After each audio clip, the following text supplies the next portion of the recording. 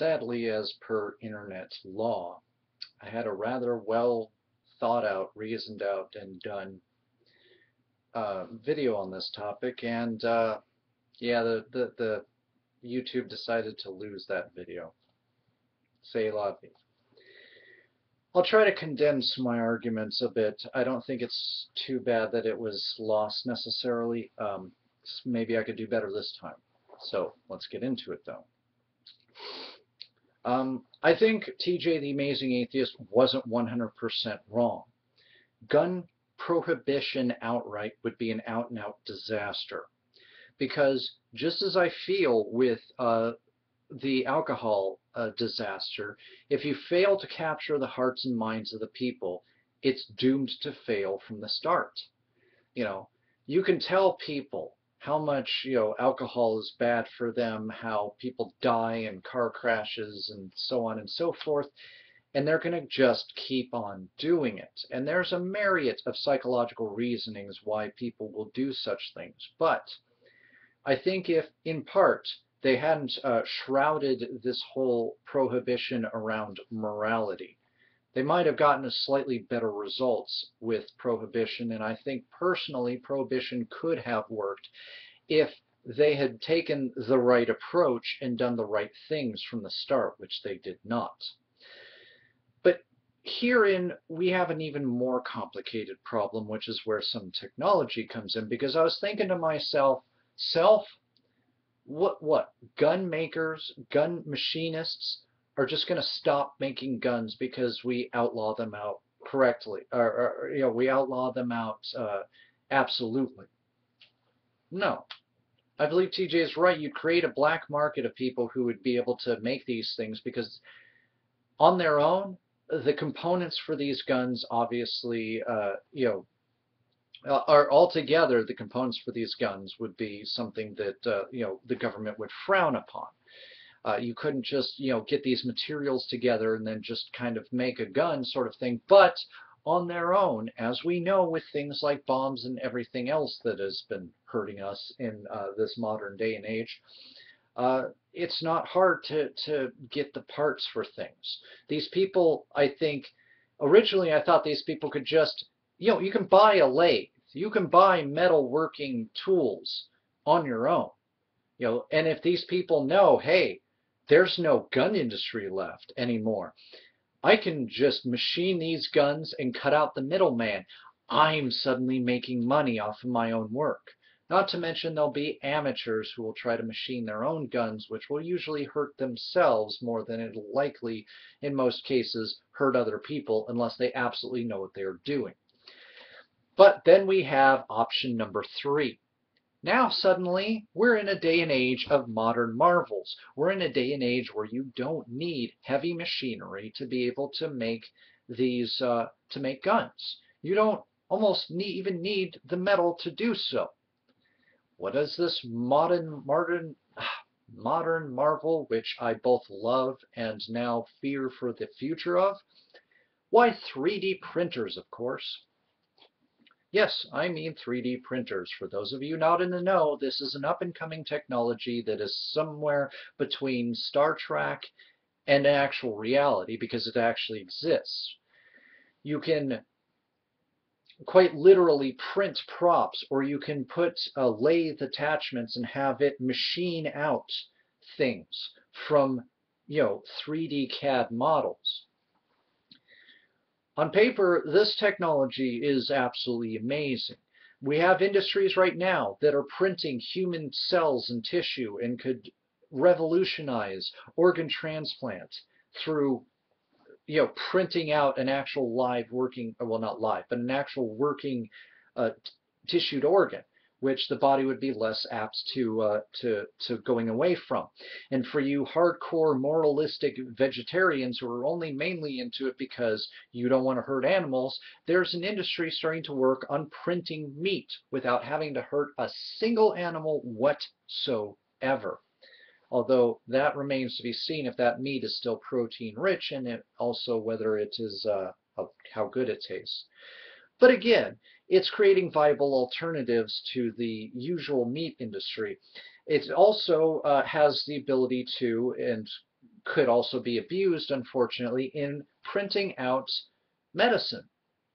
With the right ingredients, that is absolutely possible. And some companies are starting to work with such ideals, although that has its own inherent issues in and of itself.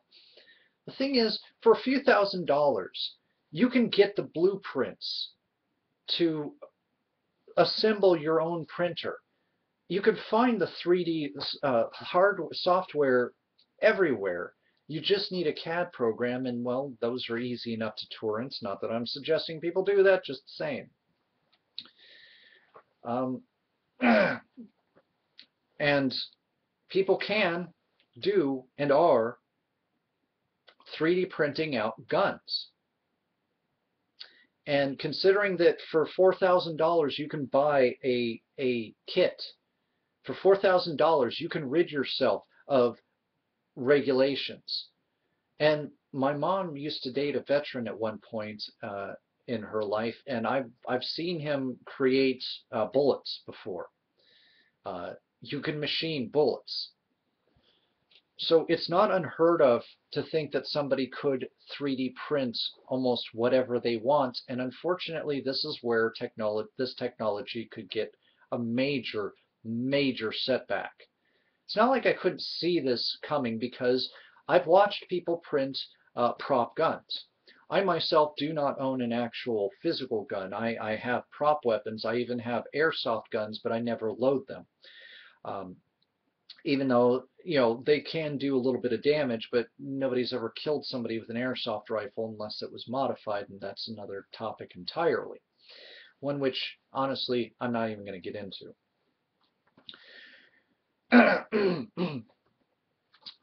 Point is, I might want to own a pistol at some point, but I don't need to. Nobody needs a gun.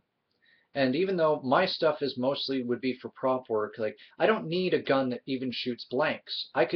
Part of why I want these 3D printers is I want to be able to machine my own prop guns that just do at least the trigger motion. Because I can add a flash muzzle.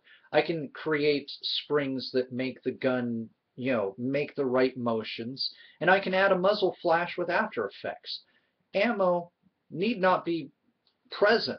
And if I do it right, or if I have an editor or a helper who will do it right for me, you don't need ammo. You don't need anything but just a gun that looks like a gun. And that's all I care about in these days and age, because that's part of my art. That's part of my expression. And that's where I get a little bit upset with some of the antis. Because they want to say that I was raised in a barbaric fashion, that my way of life as I lived it was tantamount to child abuse and other things. And there's a story in that I'll get to and try to summarize here in just a moment.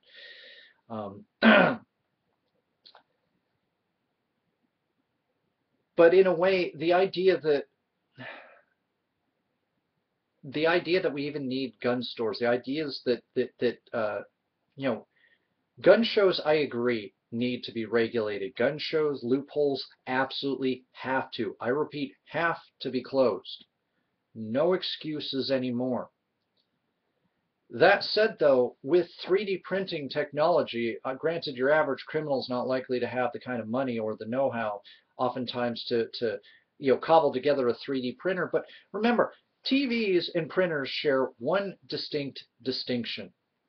They are, in one form or another, in every home, even in some of the poorest homes. Some even poor homes have TVs holding up other TVs. And no, that's not entirely just a joke. I've seen it from my own eyes. You know, these technologies become disposable, and then everybody has them because they're so cheap, they're so easy to pick up.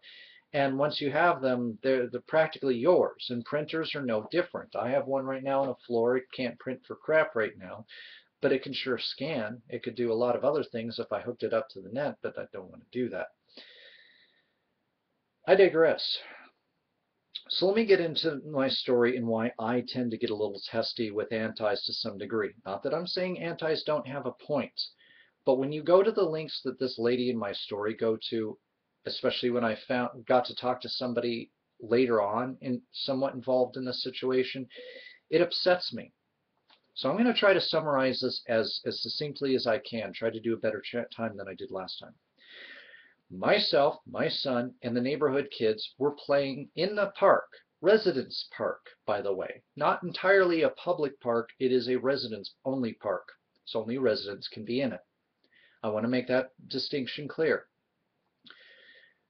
The kids and I are having fun because they like that I can be like another playmate. I make their enjoyment more enjoyable, and I'm moderator because we have rules. You do not point any gun, even a Nerf gun, at anyone who's not involved with the game. If you do that, we stop the game. You are not allowed to hit anybody, including the other players, with the guns, or we stop the game. And because I made it fun, they didn't want to stop the game. So the kids are having fun, I'm having fun, we're just having usual kid fun, which some people would say is disgusting, and that's kind of the point of the story here. Old lady comes up to me. She says that this is shameful, that it's in a public park, which by the way it is not. This is a park, and it says nothing about toy guns in the rules. We were not breaking the rules. I paid taxes to be able to use that park, and I was using that park, as were the kids. I had the permission of all of the parents for the kids to play with their Nerf guns. Some of whom, I might add, are girls, and I'll try to get to that if I have time. And so she said basically that we were inciting terrorism and we were disrespecting the troops. And she even implied, or said actually at one point, not implied, that I had some sort of compound that I should go back to, as if I have a terrorist compound, which was very, very insulting and very disrespectful to myself. To me, this was normal childhood play, and is normal childhood play, which again I will hopefully get into, or I'll get into it into the next video, so that I don't overrun on my time here. Even when I tried to politely argue that my kids had permission to use these weapons, they were sanctioned by the adults. The adults knew me. They knew I'm not a bad man, and I'm not trying to incite terrorism. I'm certainly not trying to disrespect the troops. But eventually, the kids are looking at me, and I'm in my head, I'm remembering, respect your elders, which may not have been the best call here, but it's better than disrespecting your elders. So in order to save face and to do what I'm expected to do as the adult in the situation, I let her have her way. But as we were walking away, she was pointing at us. Even though she won, she was trying to incite the parents against me and these kids, because she was uncomfortable with kids playing with unrealistic looking Nerf guns, which we're not even loaded with darts. We were just playing imaginary gunplay. And she made me out like I was a monster, and I was teaching these kids to be monsters as well. Can you understand why I do not like the extreme anti-gun movement, and I do not believe in their message? Now, I had the distinction just the other day of talking to an Army wife, and she assured me after that story that no, I was not disrespecting the troops, and she couldn't understand the incitement of terrorism, whatever that meant. But I'll save the rest of this talk for next video here, but this is sort of the groundwork for part of where I'm going into in the next video.